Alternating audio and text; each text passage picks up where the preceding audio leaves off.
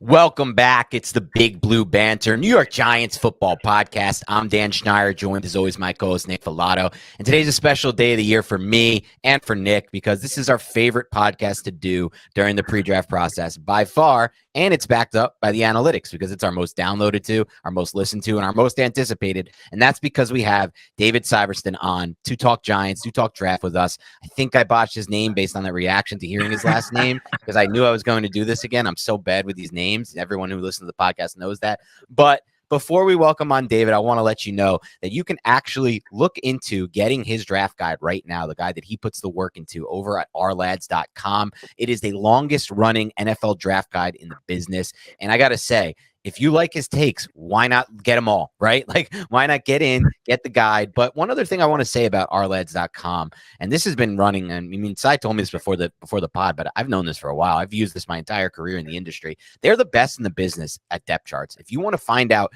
what NFL team has what needs going into this draft, a team might be picking around where the Giants are picking. Are they going to take the guard we want? Are they going to take the corner we want that's falling in the draft to a spot we want? We know the Giants like him based on system fit. Well, now you look at the depth chart, it's updated in draft because during free agency, those were updated before Schefter was even dropping the news. And the expectation is that may be the case during the draft as well. So keep it locked and loaded on Ourlads. And obviously, if you want to follow Cy on social media, you can follow him at Ourlads_Cy, where he will be delivering draft analysis pick by pick. And I remember this from last year because I think last year was the first year we were doing this, Cy. And it was awesome stuff. Like, you're going to get an immediate synopsis of the player who is picked as it's happening live. So that's as good and valuable as it gets. So anyway, after all of that, Cy, how you doing? We're happy to have you back. Thanks, guys. Thanks for that little intro. Yeah, doing great. I'm limping through the finish line at this point. It's such a long process. My soon-to-be 3-year-old got pink eye this past weekend, and now I have pink eye as of this morning. So it's just funny that this all happens kind of as we're going to be on camera talking about the draft. But I guess we're here for football talk, not for my career in modeling. So we'll leave that up to Nick and his hair. So yeah, I knew that was coming. But yeah, guys, I'm really pumped to come on with you guys. I tell you guys throughout the year that I really respect the work that you guys do. It's a lot of time, a lot of effort. It's definitely an enormous industry, football media, but there are a few that stand out because they do the work, and you could tell they do the work and they put a lot of time into it. And you guys are definitely in that camp. So more than happy to come on and talk draft with you guys. I really appreciate that. And the same it's the mutual feeling here. Good. Yeah, Cy, you're the best, man. Thank you for the compliment on the hair. And I think we could just start this off, man, with how we feeling at pick 25, because we discussed this a little bit before the podcast. Joe Schoen is a little bit more unpredictable than Dave Gettleman. So how are you feeling about pick 25? It's funny because I look at what they did last year, and to me, there was a theme last year. There was, we are going to rebuild this roster the way we want it to be built. And you could have gone in a couple different directions there, right? You could have looked at, if he was available, Sauce Gardner. Maybe they would have taken him, maybe not. Garrett Wilson was available. But they didn't want to go with Garrett Wilson, who was available for their picks. They went for the trenches. They went like head first, Evan Neal, Kayvon Thibodeau, right? Get these guys, let's win the line of scrimmage. And I don't think they're done there, by the way. But this year, now you're starting to say, Shane, he's big on their long-term plan. And I believe this front office and coaching staff are both in that camp that they actually have a plan. They're not going to adjust every single year. We all need to be capable of a pivot every now and then. But in terms of a macro level approach, I truly believe that last year was more about getting the trenches, getting that process rolling before everything else. And this year it's going to be more about, let's start to build in some playmakers. We need more explosive plays on offense. We need to prevent explosive plays on defense. And that's where I think this direction of the draft is going to go, at least early on. I want to ask you another one of these 30,000-foot view questions, and I think Nick brought this up before the show, but I'd like to get your take on the podcast. So one thing that Nick and I have tossed around is the idea that last year Shane was coming into the Giants with Dable, very late in the process as far as the draft goes. He's hired, and within weeks, months, he has to draft the team. This year, he's had more time. Maybe he's gotten more of his own scouts in the building. And maybe there's an opportunity this year for some of these scouts to pound the table for a prospect they like. And now he's more likely to draft that player, Joe Shane, because he trusts these guys. They've been through the whole process. What are your thoughts on just the transition and how different the draft might look from last year in the rush process to now when he has more time? Great point. And it's an unknown. I won't pretend that I know. What I do believe, just in terms of these younger general managers that are coming into leadership positions, right? There's a few of these young GMs that have taken over the position around the league. And it seems like a lot of these guys, it's no longer, hey, top guy on the totem pole, he makes the decision. We all clap our hands on TV when the pick gets made, thumbs up, even though if we don't like the guy. It seems like this is a much more collaborative effort, including the coaching staff. I don't remember, in recent, I'm talking the last few Giants coaches, how many times their coaches were very involved in the pro day process, running drills, traveling all over the country. I know we don't always get all the access to that information, but it seems to me every time I read about a pro day, it's a Giants coach is running one of the drills. Yep. And I believe that I think they're going to have a much bigger say in the draft process rather than just separating coaches and scouts. And that just shows, a lot of these successful franchises, that's how they do it. It's no longer just one guy calling the shots. It is a collaborative effort. So I do think that's going to kind of be something that we see with this front office more and more. Circling back a little bit to the philosophical discussion that we brought up with pick 25, you mentioned creating explosive plays, which the Giants ranked dead last in doing last year, and then stopping explosive plays. So the two position groups that I feel like mainly can prevent that in terms of passing the football, and there are a lot of different directions you can go here. You could say edge, pass rush, all that, but would be wide receiver and creating, and then cornerback and stopping. Do you think if we had to nail it down, and I know we have no idea who's going to be available at pick 25, but you look at what the Giants have been doing with the wide receiver. They're taking them all out to dinner. It's wine and dine. They're spending money on these guys, right? They're really doing their due diligence in these top wide receivers who could be available at 25. But I also look at this cornerback class. The Giants could be selecting the fourth, fifth best cornerback in the class if they stay at 25, but that player could still be an immediate impact player in this draft class. So do you think it's safe to say the wide receiver and cornerback at 25, if they don't trade down, those are the two position groups that the Giants will more than likely be focusing on if that's their philosophy? Yeah, if I was a betting man and there was a market out there, how strongly do you feel that the Giants' first pick, if they stay put, will it be a receiver or corner? I would say more than 50% odds it'll be one of those two spots. And then yes, you can go down to it if a certain guy falls down with a lot of value at any position, because I do think the draft, nobody can predict what's going to happen in the draft this year. I don't know if you guys feel the same way, but like that top 10, top 15, it can go so many different directions that you don't know who's going to drop down to a value spot at number 25 overall. But for my money, I think it's got to be wide receiver or corner at the 25th overall pick. And I just think it also aligns with where these guys stack up into the draft class overall. You're going to get, I think, one of the top 3 or 4 receivers or corners, if not both, available at 25. That's interesting because Nick and I have done a few mock draft simulations and we haven't felt as confident in our corners that we really like dropping. And so that kind of brings me to the next point again, more 30,000 foot view. But we know last year the Giants traded back a couple times and then used what I would consider a semi-premium pick. For me, the really only premium picks are like top 15, top 10 in the NFL draft. People always think of the NFL draft as like, oh, in your second round, you fill this need, your third round. Most of these guys don't hit after the top 20 guys. But they used a semi-premium pick on Wan'Dale Robinson, who was an outlier from a bunch of standpoints as far as wingspan, size, things of that nature. Now, as we look to the 25th overall pick, which is not a full premium pick, but more of a premium than 44, the guys who might be available, I think, at those positions you mentioned are in some ways outliers. Zay Flowers, 184 pounds, and I feel like he got up to that weight for the testing. I don't know if he's going to even play at that. Jordan Addison, 173. Emmanuel Forbes, 166 pounds. So what do you make of the idea of using a premium pick, potentially a 25 overall for an outlier? That's the one thing I have some hesitation. I'm not a huge mock draft guy, just because I spend way too much time thinking about it. And they're never right. But I've been asked to do one. I'm going to be posting my one and only final mock draft in the coming week, a bunch of analysis. And the 2 times I've been given the Giants a pick, it's been Zay Flowers, the wide receiver from Boston College. And the one thing that gives me hesitation is this would basically make 4 of their top 6 receivers under 6 feet tall. Yep. And 2 of them, Wandale and Zay, off the charts in the wrong direction when you're talking about height, weight, and radius, length and wingspan. But to have both those guys on the same field. Now, you listen to Shane talk and you watch the NFL now, it is much more spread out. It is going towards a college football type game right now. And those traits, those styles of football, they value the guys that can get open quickly. Those guys that the quick, sudden change of direction might be worth more than what the size was, right?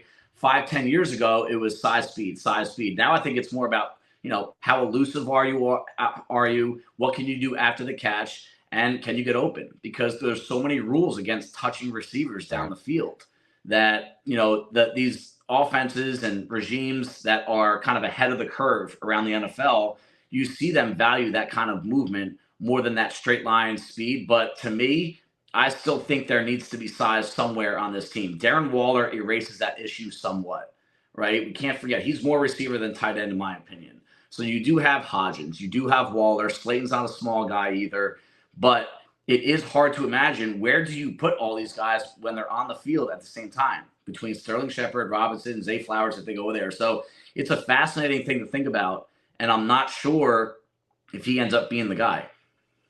I don't want to depart from the outlier conversation, but I do want to stick with the wide receivers real quick. 'Cause I think you bring up a very valuable point about Hodgins and Slayton, and obviously Darren Waller being of size. And I've already deemed this team the slot machine team because they just have so many damn slots. Yeah. What is your overall feel on the wide receiver group? Because to me, there's a lot of day 2 guys who I feel like would add immediate value to the Giants receiving room. And maybe they don't have to spend 25 on a Zay Flowers, who I like, but what is the biggest difference between a Zay Flowers and a Marvin Mims? And I feel like you can have that conversation relative to maybe a cornerback who could be available at 25 and a cornerback that you could get at 57 or 89. That's exactly where I circle back to. And we see this in the wide receiver class in general, year after year. I did a little study of the receivers that have been drafted in the past 4 years. And yes, the success rate of first rounders is a little bit greater than day 2, round 2, and round 3. Okay. The numbers are obviously greater because round 2, round 3 is 2 rounds. Round 1 is just 32 picks. But the hit rate on receivers that are drafted after 23 overall is not very good compared to the rest of day 2. And what that tells me is when you are going to draft a wide receiver high, top 5, top 10, top 15, even top, where was Justin Jefferson drafted? Number 22 overall, right? Those guys have a much higher success rate, a hit rate, than what you are going to get day 2, day 3. So where does that leave the Giants? The Giants are in a weird spot. They're in that 25th slot, and they're probably going to get the number 2 or number 3 receiver that is available. And now you're starting to, if you're going to use history as a trend, I know analytics don't always make the decision, but it's something that does need to be thought about when you're looking at a wide receiver class, especially with guys that have significant issues. I like Zay Flowers. I like Quentin Johnson. There are significant fears there. So why would you not take that risk day 2 and shore up a different part of your team in round 1? And to me, yes, it probably could be cornerback, but there's other spots that I think can provide value as there. So that's why, to me, round 1, I have no idea what direction they're going because I can make a strong case against receiver, even though I do think it's the biggest need. And on that note, just to ask you your kind of how you would approach this if you were in the GM seat, I'll ask you a 2-part question. The first would be, how many players do you have first round grades on? The second part of that question is, if all of those first round grade players are off the board to the Giants, not including like Bijan Robinson, who, right. We don't want the Giants going that direction, I don't think. But, all the players that fit needs and value are off the board. Is that when, as a GM, you would actually likely or look into trying to trade back? Yeah, trade back. But it's an easy thing to say, let's trade back, because everyone, especially as the draft gets closer, we all want more picks. We want more like swings in the batter's box, right? And that increases our odds of hitting, a couple doubles, a triple, and a home run. I think that there is equal possibility and maybe even equal value in trading up. And yeah, that might mean giving up your 3rd round pick. You already gave up one for Darren Waller. But if you start to see some of these guys come off the board and there's only a couple left that you really truly find value in at the 25th overall pick or a 1st round pick, and picks 18, 19 are coming around, and you really have an outlier, a guy that you think can be your guy, right? especially a corner. These guys are really hard to find. That might be an option that I think very few people are talking about, is trading up into the late teens and trying to nab one of your guys, and giving up a third round pick, which I know nobody wants to do because we just want more players to talk about and dream about. But that's an option. Well, to answer the question, trading back is definitely an option. You just have to have someone that's on the board that somebody wants to come up and get. The area that I do think the Giants can trade back to, because of the position I think the Giants can get a trade back from, is quarterback. Yeah. If Hendon Hooker, I've talked to multiple people say that he's going round 1. All right. And I'm not a big rumor guy. I'm not an insider. I have some connections and I don't like to use them, but I've been told he's going to go in the first round. So if you know that, 25th pick is coming up and your guys are just off the board, you feel like you're going to reach no matter what. If someone comes in and maybe even lowballs you a little bit and you still have a pick in the top 40, that's something to really consider as a strong possibility. So I'm looking at the draft order right now, and I see Washington at 16, who has been rumored to possibly want a cornerback, maybe one named Joey Porter. You also have Pittsburgh, a couple picks after that. And I'm wondering, just from the scenario that you laid out, a possible trade up, would the Giants trade up with a team like the Packers or something like that to maybe get one of those, I would say probably 3rd or 4th ranked cornerbacks, because I'm imagining Gonzalez and Devon Witherspoon are going to be gone by that time. So that's just an interesting little note that you brought up, and I wanted to just kind of extrapolate upon. But one other thing I wanted to also bring up, another outlier type of player here at pick 25 that I see a lot of people on Giants Twitter discussing, and I kind of just wanted to get your overall opinion on this player. That is Kalijah Kancey, the Pitt interior defensive lineman, somebody that Dan and I both really like, but I don't want to speak for Dan. Dan, correct me if I'm wrong. I don't know if we're convinced that this guy can play all 3 downs right now. I think he could be like a designated pass rusher for you, which is invaluable in today's NFL, right? Somebody who in Wink Martindale's defense, where you have 7 guys up on a line of scrimmage, he's going to have a one-on-one matchup. He wins one-on-one matchups with his speed, agility, in his hands. So what is your overall feel on Kalijah Kancey, and would you be okay with the Giants selecting a player like that at 25? So I can go in a couple different directions there. One of them, something bizarre to me about Kancey that I don't know if it's been put out there. He hasn't had one top 30 visit around the entire league, and he doesn't even know why. And in my opinion, it's more about nobody wants to know that they want Kancey. This happens every year. If you have a lot of top 30 visits, that usually means there's questions about you that teams want to get to the bottom of. So I think there's a misnomer out there that they think top 30 means, hey, we like you a lot. I want to come hang out with you, and I want you to show us. This is not a recruiting visit. This isn't like college, right? Where the player has the power, right? The team has the power. They get to pick who they want. So if they already have everything figured out about Kancey, why bring him in? And he is one of the wild cards of draft weekend, meaning if there is a team that has a lot of interest in him, they're going to want to be off the radar. I bet there's probably at least a half a dozen teams that view him as the top 15 pick. In my mock draft that is going to be released somewhat soon, I have him going number 7 overall. And that's as high as anyone I've seen out there. I personally don't think he's worth that pick. But because of, we can see this, and we're about to see this with Dexter Lawrence, right? The value of interior disruptors is shooting through the roof right now. You see Deron Payne, Jeffrey Simmons, soon to be Dexter Lawrence, soon to be Quinn Williams. These guys are going to get edge defender contracts. Right, Kancey, and now you see these guys come into the league that have that kind of skill set that they can be the penetrator, because these offenses are so much about get the ball out fast. The quickest route, point A to point B, is a straight line, and that's exactly where the D tackle is going to have to line up. So I think Kancey is going to have a lot of value draft weekend, and I'll tell you what, I don't think he's going to be there when the Giants are on the clock. If he is there, does he fit? I agree with you. He's not someone I would want on the field every down. Pass rush package only. And that might be where he ends up. There's something that I don't like about Kancey's game, and it's the lack of length. And you can overcome lack of length if you are perfect. Okay. But I don't like the Aaron Donald comparison either. In my opinion, that only comes from the fact that he wore the same helmet in college, right? They both went to Pittsburgh. I think that's where the comparison ends. Donald was a magician, a technician with his hands, but he was also a lot longer. I think he was 2-3 inches longer with his arm length.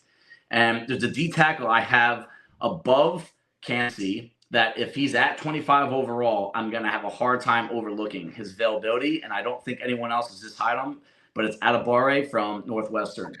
And This is a guy that played edge for Northwestern. He should have been playing inside, but that team has no talent whatsoever. There isn't someone with half the talent on. So he was the only one on that defense that anyone ever paid attention to. You want to talk about a freak? 4.49 he was faster and longer and stronger than everything Cansey put out there. And he got some 3 technique looks at the Senior Bowl for the first time on a routine basis, and he was dominating. And you talk about a guy that was good with his hands and has the length. That guy is who reminds me of Aaron Donald. So to circle back to your question, do I think the Giants should take Cansey at 25 overall if he's there? My answer would be no. I think that's a little too rich. I also don't think he'll be there just based on what I'm hearing about him. But if Adebawore is there from Northwestern, there is a very small list of guys that I would take in front of him. I want to circle back. First of all, I really like that call, especially because I think one of the key factors is when you watch him and you watch Northwestern, you made the point you made is so strong. Like no one on that opposing offense is caring about anyone but him. Now he comes to the NFL and they'll be caring about Kayvon Thibodeau or Azeez Ojulari or whoever else is on your defense. But I want to circle back to something you mentioned before about the corners. And this is something you put out as in a tweet, I think yesterday or the day before, and it caught my attention. Yeah. And we always talk about these outliers for the wrong way, right? Like Zay Flowers and all those guys for the wrong way. But there's also the opposite. There's the outliers in the good way. And you talked about in your tweet about Joey Porter Jr., the corner out of Penn State. So for me, for the first time in a while, Cy, because it really does go against my nature, I am open to trading up in round 1 and giving up that 89th overall pick. And maybe if it's more, I got to give more to get Porter or Deonte Banks. Those are the only 2 players I would trade up for, but I would be open to doing it. Can you give me an idea of any other corner you'd be willing to trade up for, or if all the 4 corners we expect to go before 25, those 2 and the big 2 and the 2 and Gonzalez and Witherspoon are off the board, who is the next corner you would want that fits the Giants system and what Wink Martindale likes to do? Yeah, so the idea of trading up for Porter, I'm on board. I believe this is a perfect scheme and perfect situation for him. And what I loved most about Porter, other than the unicorn status that he has with the height, weight, speed, length combination, which we've never seen before, right? It's how much he improved from 21 to 22. He was a penalty machine in 2021. And some of these guys, especially when they come out of college, the rules are a little different down there, a little bit less strict. They don't overcome that, right? That's just who they are. And just to see that Porter really did change the way he played, you know that he'll do that, right? It might not be right away. He might be there's a lot of corners that comes to the league that they're just not ready right away. AJ Terrell reminds me when he started off in Atlanta, he didn't have a great start to his career. Now he's, in my opinion, one of the top young corners in the game.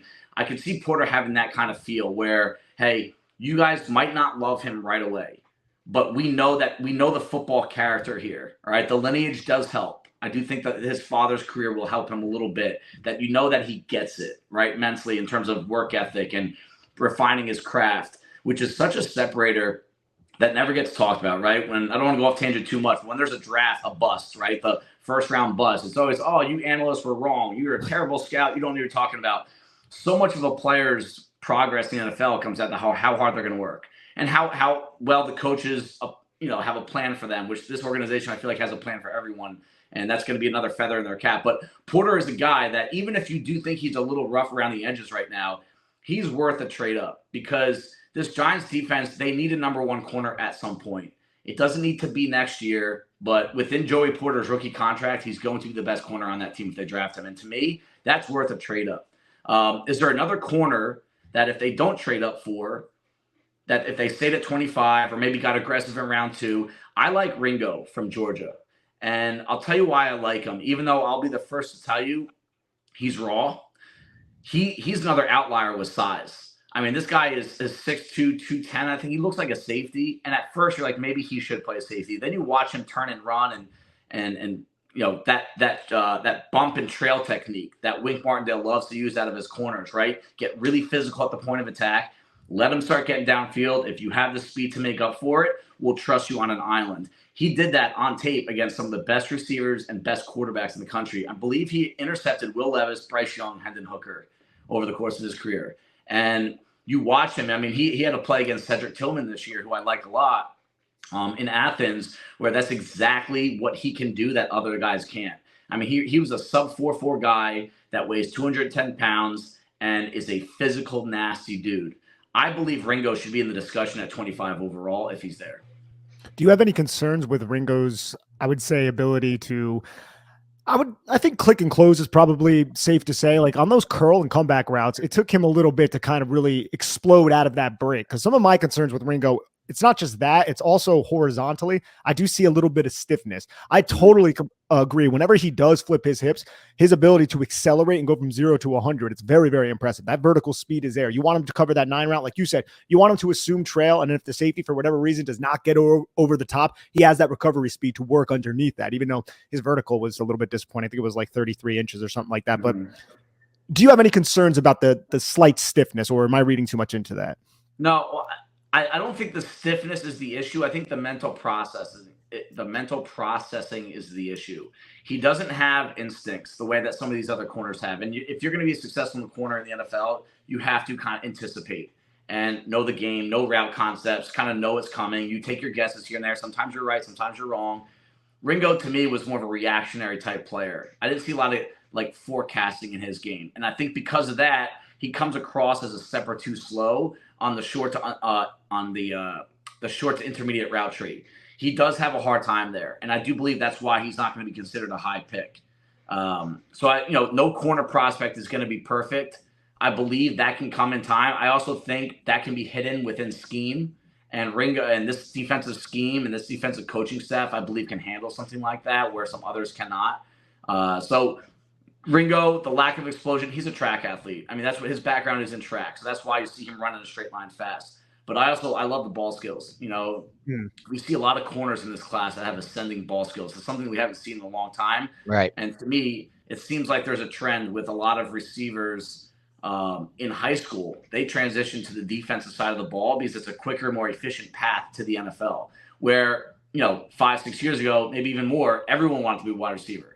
You get the highlight tapes, it's a little bit more fun to play. But I think that the saturated market year after year is just pushing a lot of these mentors and high school coaches saying like, hey, if you want to get in the league, you got to be a corner. So we're seeing a lot of corners with better ball skills, and Ringo fits there.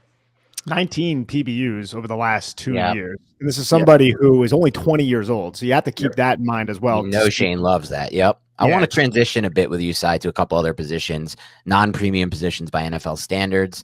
And I promise for those listening, we will get to day 2 and day 3 as well here. We're talking a lot of day 1, but that's okay. Yeah. So let's start with center. A lot of Giants fans want the Giants to draft a center in round 1 at 25 overall. It's not something I want them to do at all. It's one of the directions I least want them to go. But I'll ask you the question. 1, how would you stack up the top centers in this class for your board? And 2, would you consider using 25 overall on any of them? Absolutely not at 25 overall. I just want to get that out there. All these centers are day 2 prospects, and I don't even think they're top of the line top. I think they're more round 3 prospects. Okay. And good players. And honestly, I don't think I've projected this many starting centers in the draft in a long time. I need to go back in my notes to see if I've really projected. The thing about a lot of starting centers is they weren't centers in college. A lot of them move inside. And that's the thing that Shane does. I mean, look at Buffalo's offensive line. Last year, I put a tweet out there about this. Every single one of their offensive linemen, starters and backups, were college tackles. So that includes center, Mitch Morse. Wow. The guards, the backup center. And so that's something that I think it's a classic example of the team says, hey, we weren't very strong. Our fans of the team said we weren't very strong at center last year. Oh my God. And we lost our 2 guys that are probably our best centers, and Nick Gaze and Feliciano.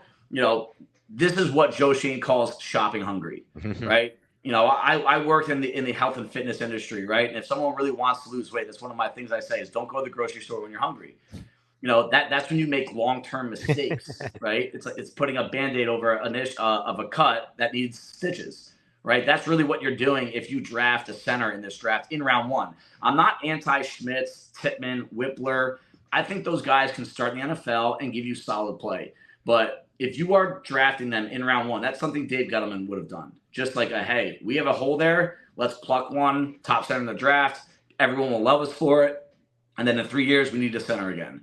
So that's I have Schmitz as the number 1 guy because I feel the safest with him, not because I think he's the best athlete or he has the highest upside. I just feel that he's going to come in and he'll be in the league for 10 years if he stays healthy, giving you solid play.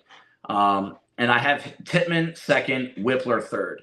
The thing about it, all three of those guys wind up with the same numerical grade on my grading sheet. I don't think one stands out from the other, and I think it's going to go based on scheme.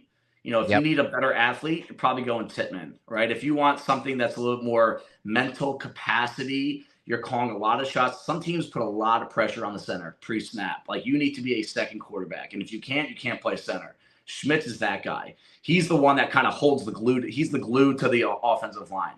And he's a really good run blocker too, like a dominant run blocker when he's squared up. Whippler, a little bit more of an unknown. I think he's kind of like the mix of Schmitz and Tittman. A little bit better of an athlete than Schmitz, not as good as Tittman, but plays with better pad level and than Tittman just because of the height. And by the way, he's a Jersey kid. He went to high school about a half hour from Giant Stadiums or from MetLife. So that's something to think about. But I think that's how the top three stacks out.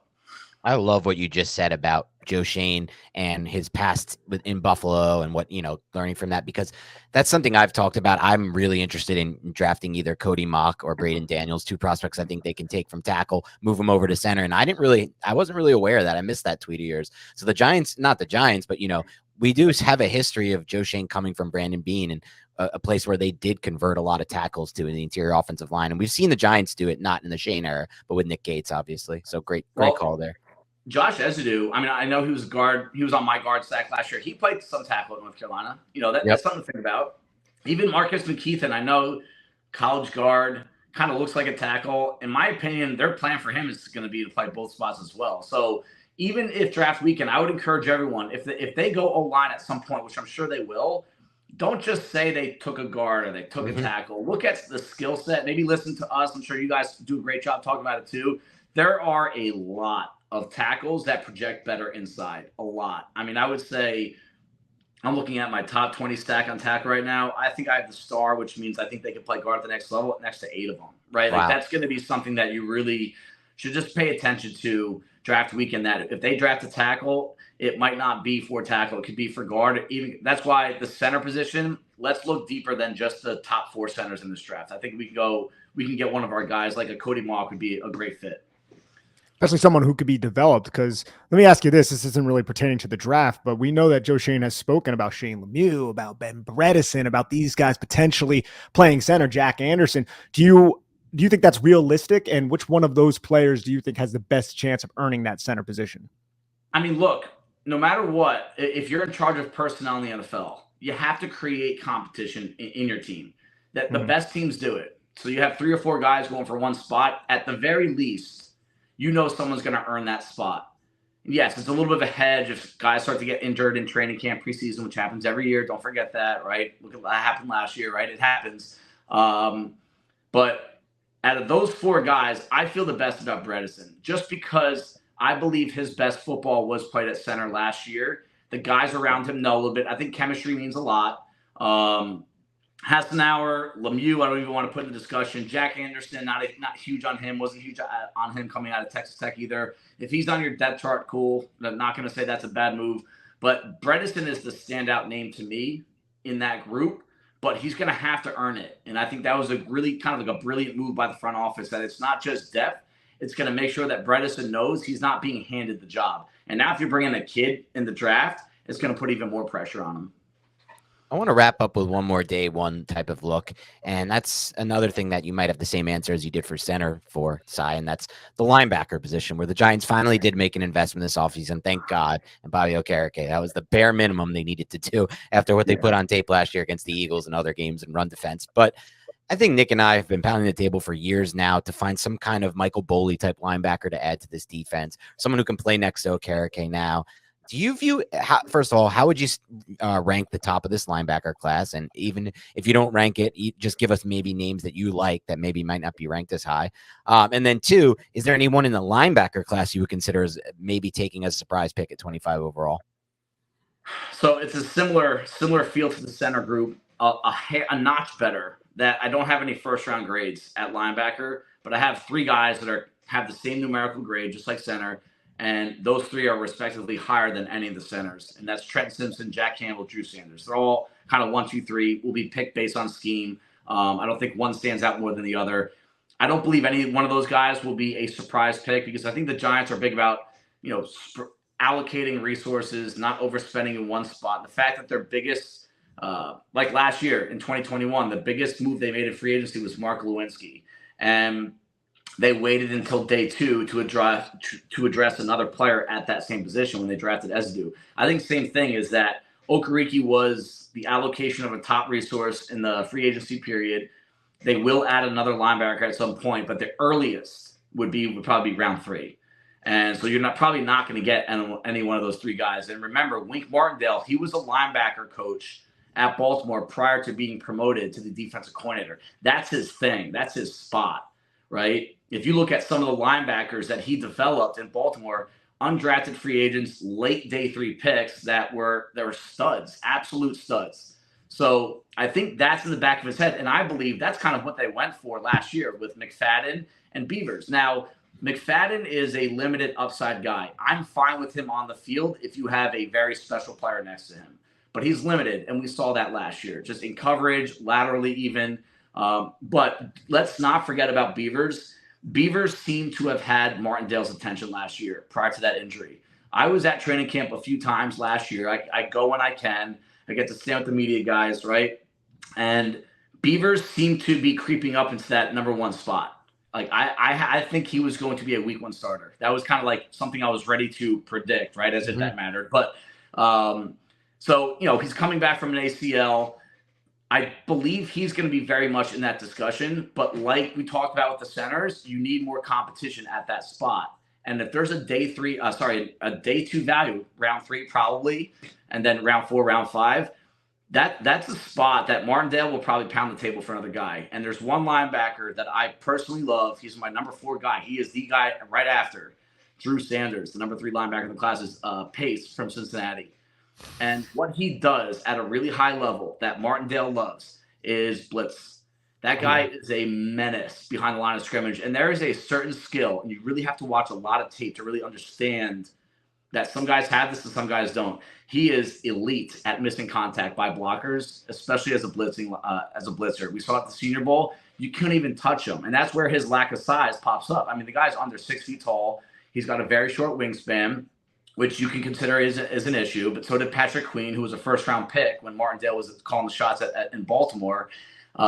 Pace is a guy, I'm telling you right now, he's going to be better than another version of what Malcolm Rodriguez was for Detroit this year. A 6th-round pick that nobody thought about that, ended up probably being the best inside linebacker on that team by the end of the year. And this kid's a much better athlete, much higher ceiling.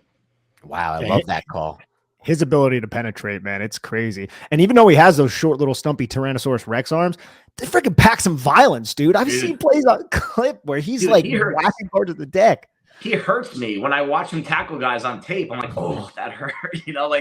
There aren't many guys. Like, you just watch so much. Like, nothing really grabs your attention that much, right? But the way he hits, he is a violent dude. It's like a bowling ball running to pin sometimes. And that Martindale, isn't that Martindale? Like, you dumb all this down, all these fancy schemes. Like, that guy is still very old fashioned. That he's going to confuse the hell out of you, and he's going to he wants players in that defense that inflict pain and safely injure guys, if that's a thing. But I should say safely injure guys, cleanly injure guys because of how violent they play.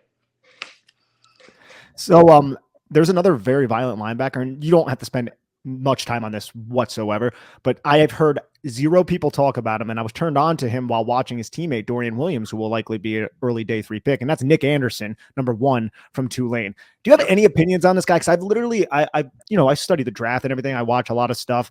I've seen nobody mention this man's name. He wasn't invited to anything, but you were talking about undersized linebackers who bring violence to the point of attack, who are at least sufficient athletes. Nick Anderson is one of those guys, and I think he could be like a priority free agent who can crack a 53-man roster. You have any opinions on him?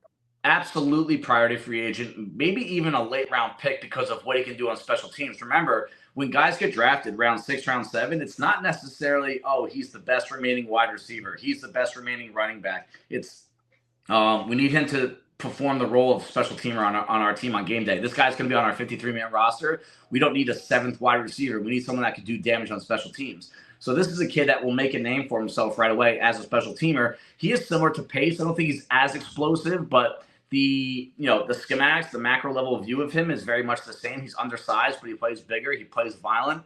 Him and Dorian Williams both, who I like too. I like Dorian. He's my number 6 linebacker. I mean, I'm right up there with him with where I think the market is on him. He was often found, both these guys, on the wrong side of blocks. That's the one thing I just kind of kept popping up on my tape. And that's probably why, you see a guy that's not overly fast, he's not overly big, and he has a hard time getting through traffic because he doesn't get in the right position quickly enough.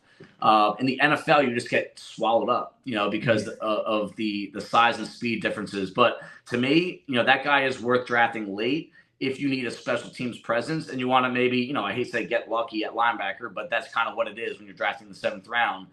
He has the mindset like Pace. You're absolutely right.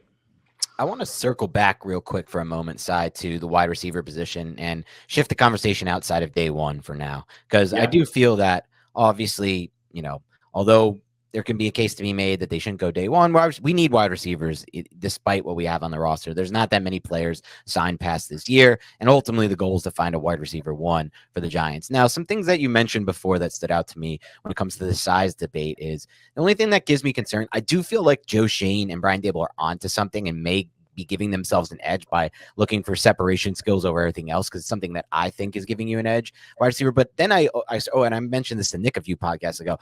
I'm like, we can do this, but then how are we also expecting to operate this perimeter run game that we had last year with Saquon Barkley? We have a bunch of 180-pounders on the field trying to block. I know Shepard's a good blocker. He is a really good blocker, but he's a good blocker for his size, and he's a really high effort blocker. And who knows if he's even going to be able to stay on the field this year? He hasn't been able to. So as you look towards day 2, either in rounds 2 or 3, who are some of the wide receiver targets you have for the Giants that really are higher on your board, or you like specifically to the fit, not only for what we need based on what we have already on the roster, but just who fits the system, who fits what Daniel Jones does well as a quarterback? Great point on. I haven't even put that much thought into the need to be able to block, and they've talked about that publicly. That's a huge deal. That's a part of the size discussion. And Zay Flowers, one of the notes I have on him is, I know we'll get to the day 2 guys, but for example, one of the notes I have on him, he's a competitive blocker. But like you said, 180 pounds, 180 pounds, right? Yeah. It almost doesn't matter at some point once a defender's in the right position. So that's something that needs to be considered very strongly, is that if the running game is going to be a big part of this system moving forward, you got to have guys out there that can block. So day 2 receivers, when I just did, I think you're going to look at 5 or 6 guys taken in the 2nd round. So by the time the Giants come around on the clock, I mean, I'm a big Cedric Tillman guy. He is my number 1 receiver outside of that top 3. He's kind of like my top 2nd round prospect. If you really want to get a feel for what he can do, ignore 2022 tape, go back and watch 2021, and you're going to have a hard time convincing me that his tape in 2021 is not better than everyone in this draft class from 2022. Wow. And he's got the size. He's got the elite hands, the elite ability in contested situations. And, he's had his biggest games in 21 were against his best competition. That's something I personally put a lot of value in. If I'm going to evaluate a guy, I want to look at the schedule. And if I can't watch every single game, which I usually can't, all right, unless you're talking about a quarterback prospect, I look at his best competition and I go look at that tape. And Tillman's best tape in 21 was against his best competition, dominant caliber tape. Now, he's not going to blow you away with speed. He's not going to blow you away with sudden quickness in and out of breaks. But this is where is the league really trending towards small, quick guys, or is that just this draft class? Because Tillman, I know a lot of guys that hate this wide receiver in class, guys in the league that do not like this wide receiver class for one reason, and it's lack of size. So there is still demand in the league right now for big physical guys that can win in contested situations, and Tillman is that guy. Everyone around him, I mean, the guys that are surrounding him, I'm going to take out Quentin Johnson for a second. I have Zay Flowers, Addison, Hyatt, Mims, Downs, Dell. I mean, that is like 6, 7 guys that are way undersized. Yeah.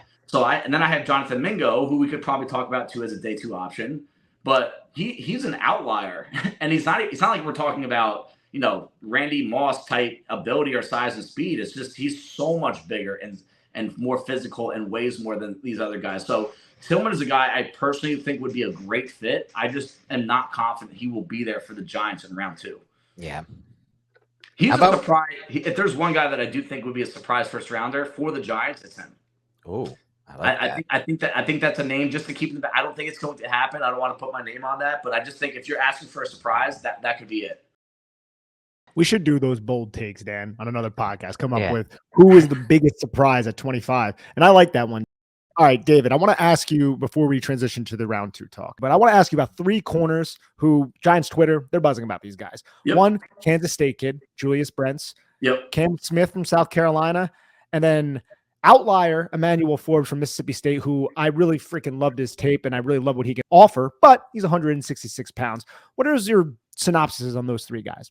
They're all top 10 on my board. I'm higher on Brents than most. He's number 8 for me. Forbes is above him. He's at number 6. I don't believe any of them should be considered round 1. I can see it happening, right? I always have to struggle and find that line of what do I think should happen, what do I think will happen, right? Whenever I'm making mock drafts, it's all about what I think will happen, right? I don't think Forbes is going to go round 1. Just that body, you're just always going to be afraid that every time there's a big physical contact that he's going to come up and his leg's not going to be attached to his body. I mean, we're just talking like ultra thin. And the ball skills, they're real. They're absolutely real. If you're going to say, hey, rank the top 5 ball skills in this corner, he's on that list, maybe even top 3. But there were a few picks that he had in college that were layups, right? Like the ball was put into his jersey by the quarterback. The one that was kicked up into the air, right? And he had another one. I think Levis threw him one. It might have been last year where it was just like there was almost no one around him. It's definitely a miscommunication. And again, right place, right time. I'm higher on Forbes than I think most people are anyway. But I don't want to just use interceptions as, hey, he should be our first round pick, right? Can he do everything else right? Like I get nervous about him trying to jam DK Metcalf at the point of attack, right? I get nervous about him supporting the run defense on the edge like that. And that he is an aggressive player, but again, it's just like we talked about with those receivers, Dan. 160 pounds is 160 pounds in the NFL, right? Yep. You think he's gonna step up against someone like Brian Robinson from the Commanders and stuff him at the line of at the point of attack? I'm not confident that's going to happen at all. So Brents, though, to answer the question, Forbes to me is a round 2 option only. He's just not there for me in round 1.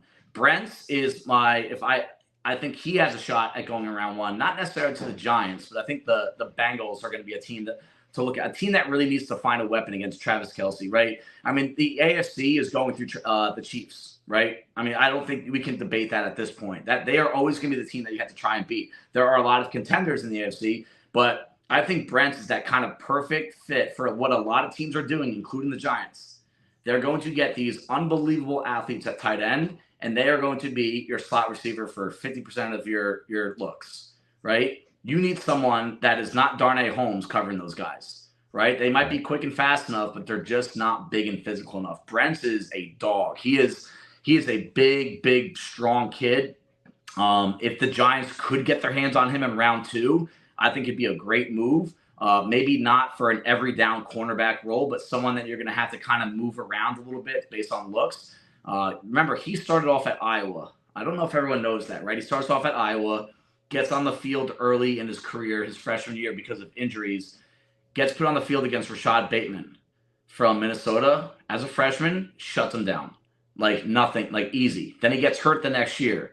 And then Iowa, all the respect in the world for the guys that have been doing it for a long time, they have a weird system there in terms of personnel, starting lineups and whatnot. He had a hard time getting back on the field. So it's kind of like you just forget about him. Then this kid goes to Kansas State, and you're starting to say, how does this kid stay off the field at Iowa, right? So I think Brents is a very overlooked player. Sloppy still. Quentin Johnston beat him a couple times downfield. That was a big tape for him that he didn't do a good job on. So Brents is a guy I would love in round 2, but I wouldn't expect, year 1 contributions right away. Cam Smith was one of my top 5 corners in this class for most of the year. I don't dislike him now. I just think this corner class is so stacked that, he might be 10th on my list right now. In a normal year, he's probably 5 or 6. Really good competitor, plays light, plays a little sloppy as well. He's a guy that needs to, classic example of a corner that comes into the league and needs to do a much better job of trusting his footwork. And he's athletic enough. So what's the issue here? I think there's a disconnect between, hey, I'm really talented, but you still need to do things right. So I think there's going to be some mental hurdles there for Cam Smith, but starting corner, no doubt about it, next level. I love that, Cy. And that's something that's interesting to me when it comes to just the idea of a player like Brent is, and I like how you brought this up. How does it translate to the next level? Because is he going to be in a man scheme? Is he going to be in a zone scheme? I think almost he's better off, like you mentioned a little bit, in just kind of an off coverage scheme there. And I did think it was interesting what you mentioned about Iowa too, because like just watching a little bit of Lucas Van Ness, he's not on the field for so many snaps. You expect him to be on the field for, and just like this dude is projected as a top 10 pick. Like, how can he not make the field for Iowa? So I know, it's bizarre. And another kid that transferred from there that just blew up the second he left was Charlie Jones. Right? Yes, Charlie Jones we love Charlie Jones on this pod. He was a punt returner at Iowa. Like, you're gonna tell? Have you watched Iowa play football? That offense is like bottom 5 in NCAA. And you're gonna tell me that kid couldn't get more snaps at wide receiver? It's just it's weird to me that a lot of guys leave that program and they have better careers. I mean, George Kittle, right? I mean, yeah. It makes me think about the tight end they have, Sam Laporta. Is this going to be the next guy that goes into the league and just has a much better career than what we anticipate? I mean, what is Iowa doing? I leave myself almost every game I watched Iowa, I'm just thinking, am I getting a good glimpse of these players, or is something wrong with that system there that needs to change? Speaking of, just real quick before you get into this, Nick, I'm just curious to hear on hear Sai's take on.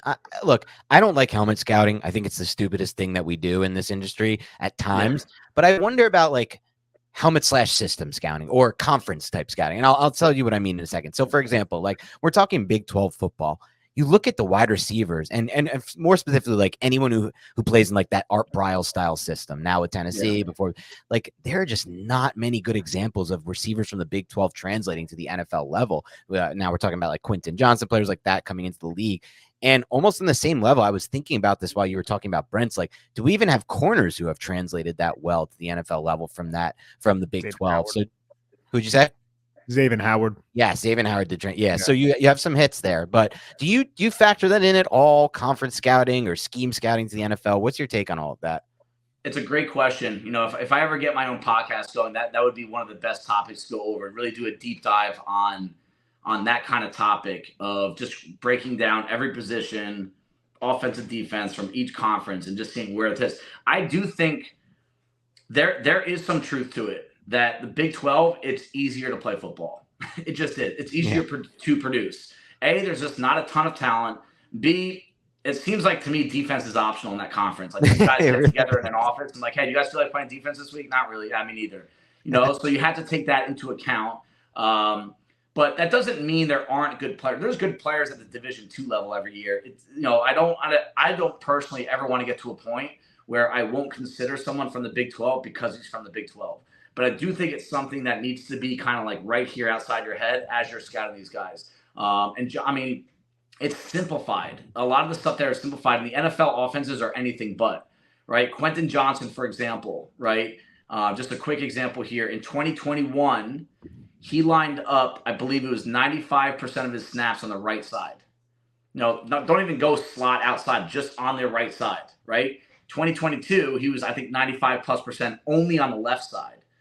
So what is that? Why is that the case? And in the NFL, you don't see that. It's a lot more motion. We want the Giants especially. They want guys that play slot and outside. And it's not to say that Quentin Johnson can't do it, but it's another unknown, and it might be a bigger learning curve for him. I'll tell you this: in my mock draft, I had him slipping out of the first round, Johnston. And it's not because I don't believe in him. I believe in him personally as a first rounder, but I think there's going to be an enormous learning curve for a kid like that coming from a very traditional, your typical Big 12 offense, that it just is going to take some of these guys longer, and it leaves more boxes unchecked.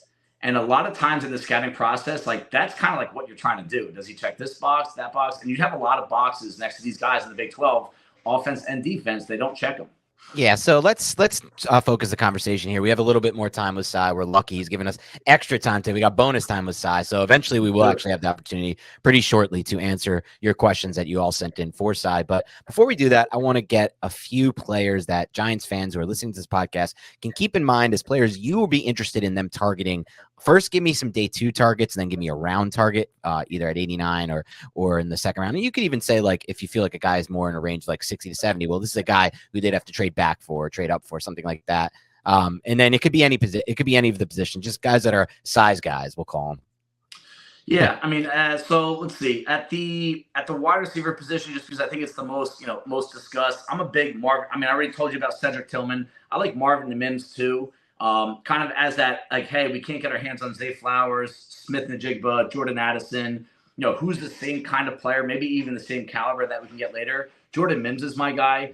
Played in a really bad offense at Oklahoma this past year. Still had a pretty productive season, but also just kind of a weird situation that over the course of his entire career, not a lot of stability around him. So you really just have to look at the talent itself. And I think there's some Stephon Diggs in his game, which is the reason why I do think the Giants are going to be interested, just considering that Bills connection to the wide receiver position. So that's a wide receiver that I really like. I don't think we should be ignoring running back. Is there a running back in this class, day 2, maybe even round 4, that complements Barkley well, but also if the Giants are out of Barkley's market next year, which we have to consider a possibility, he's on the franchise tag, is Kendre Miller from TCU. Just big on his ability to anticipate where guys are going to be, vision, but also the contact balance reminds me a lot of Alvin Kamara. It's the first name I wrote under him. Ooh. When I started writing his tape last year in the fall, when I started watching his tape, was the ability to absorb contact and just go as if it never touched him. He's not a big dude. He's not the fastest guy ever, but he knows how to play fast, and he knows how to see things come before they happen. And, contact balance to me is, yes, there's some God-given trait in there, but I think it's the ability to anticipate when defenders are going to come in contact with you. And Kamara does that at an elite level, and I see some of that in Kendre Miller. I do think the offensive line needs to be addressed here. And I personally want to stick with this theme of let's draft a tackle and put him inside. And a guy that I have higher than most is Jordan McFadden from Clemson, multi-year starter, team captain from Clemson. He's a 6'2" left tackle, but with 34 plus inch arms. He has the length. And it's possible. I also love having guys in my room that can play multiple spots if injuries start to pile up. You don't have to put a Matt Pert out there. If you have a guard that played college and tackle in college, because he can at least get the footwork down. I'm a big McFadden guy in terms of just how well he stays square, stays attached, really strong, country strong hands. That's also what I look for. And I'll give you one more just so I don't drag on too much. Another spot I think needs to be addressed on this defense is the edge defender position. And only because if Kayvon Thibodeau or the injury-prone Azeez Ojulari goes down, who are you putting in there? Who is it? I mean, is it Tamon Fox, who I like as a run defender? I think he flashed enough. I think he deserves a shot. But I think they need someone out there, but also at the same time complements these guys' skill sets. Martindale likes size on the edge defender. He wants the edge defender not only to be the pass rusher, but to set the edge as a run defender. And it could be a 4-3 DN type guy. And a guy that I really love in that role is Yaya Diaby from Louisville. Just a standout NFL body, blew up his workouts. I knew he would. I thought he's one of the best hand fighters, just hand strikers with good length. That still doesn't really rush the passer with a plan. But Louisville used him very oddly in that scheme. I don't think they maximized his skill set. So if he goes to a defense like this, I trust that Martindale can get the most out of him. I think you could say that about so many edge rushers too. Like their college teams didn't necessarily maximize their potential. Like Will McDonald is another one. You have Will McDonald, the guy who can probably flatten better than anybody in this draft class. A lot is a 4 technique, man. Like no angle to the quarterback. You can even make that argument with Will Anderson. I mean, he was doing like 4-eye stuff. He wasn't really rushing outside all that often. I like the Diaby call for like a day 3 type of pick, just because of his ability to slant and penetrate inside. I wanted to see a little bit more. I felt like a lot of his sacks were on like twists and things like that. It wasn't like just him winning one-on-one matchups, but to your point, he wasn't necessarily being maximized. But I want to kind of get into a more broader discussion about the edge position, because you brought up a very fascinating point that Dan and I have talked about a lot, and that is that Wink Martindale likes size in his edge rushers. He likes the Jihad Ward. Dude's 290 pounds, aligning on the edge, but is he athletic enough to do so? And if you look at this draft class, there are several traditional 4-3 even front ends that I actually believe the Giants could have interest in. You can go down the checklist of players who are like that. I mean, Miles Murphy, if you want to talk about it in the first round, kind of has that type of build to him. I mean, Tyree Wilson too, but he's out of the picture. Players like Isaiah Foskey, Keon Whites, they're a little bit bigger for like what you would traditionally think of a 3-4 outside linebacker. So do you think the Giants could maybe on day 2 go with a 260 plus pound edge rusher who would be the backup to a Kayvon Thibodeau, to an Azeez Ojulari, even though it's not traditionally the 3-4 base outside linebacker. Absolutely. I really do. It's funny, when you talk about the Giants, you start to realize how many holes that the roster does have, right? I mean, we're sitting pretty in terms of where we were a couple of years ago, but it's still a team that needs a lot of work. And when you have that, you talk about the safeties, the corners, the linebackers, the D-line, the O-line, like, yeah, we could use a day 2 pick on them. That we realize you said it 6 times when you talk about the roster. And you go into draft weekend saying, yeah, I mean, I'm going to nod my head to almost every position other than, quarterback and tight end and tackle, right? Let's look at what this team has on the edge. They have Kayvon Thibodeau, who I think we all feel good about. They have a guy that even if you like Ojulari, you have to acknowledge he's an injury problem now. And he did not have the cleanest medical coming out of Georgia either, right? Now his brother out of LSU doesn't have the cleanest medical either. So, is there something genetic there? I don't want to talk about something I don't know too much about, but this is something to consider. But, I mean, as early as round 1, if Myles Murphy is there, I wouldn't be surprised to see them make that kind of move. I can remember back when the Giants drafted Matthias Kiwanuka in their first round, and that was back when they had just defensive end growing on trees. I'm like, What are we doing? You can never have enough of those guys. Like, it is probably the easiest, quickest way to improve your football team is if you have a NASCAR package. You remember when they had OC, Tuck, Kiwanuka, Strahan?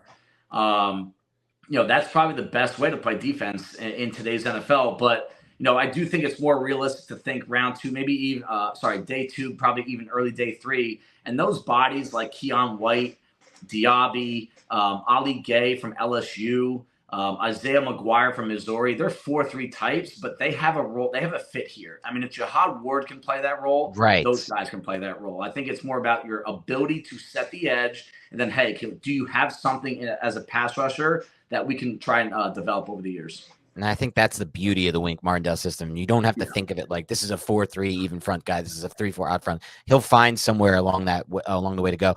And I want to say this about everybody talked about like what was the biggest problem last year with the Giants. It really was those perimeter, stopping the run on the perimeter. And it was linebacker based, but part of it for me, just watching the film over and over week after week, was I didn't love how we set the edge. And we were like you said, they rely on those guys to set the edge so much with the way they align pre-snap in those fronts. And it's like, I hope they find something that we can put out on the field that's not just Jihad Ward to play that role, especially if, like you said, Ojulari goes down again. Alrighty, ladies and gentlemen, this concludes the first part of the David Syversten interview right here on the Big Blue Banter podcast. We hope you guys enjoyed it. Please stay tuned. Look on our feed for the second part where we answer the listeners' questions for David Syversten. Thank you, everyone, and have a lovely day.